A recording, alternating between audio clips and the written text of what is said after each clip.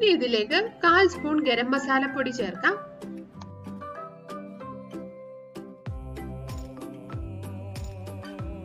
അടുത്തായിട്ട് ചേർക്കേണ്ടത് 1 spoon soya sauce ആണ്.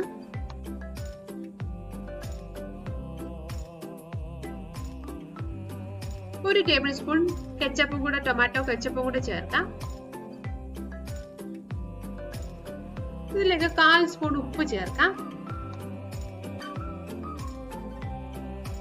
നേരത്തെ കുക്ക് ചെയ്തപ്പോൾ ഉപ്പ് ചേർത്തിട്ടുണ്ട്, അതുകൊണ്ട് ഇപ്പോൾ വളരെ കുറച്ച് ചേർത്താൽ മതി.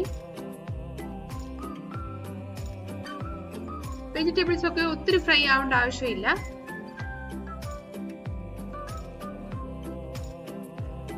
ഫ്ലെയിം അല്പം കുറച്ച ശേഷം 1 മിനിറ്റ് നന്നായിട്ട് ഇതൊന്ന് മിക്സ് ആക്കാം.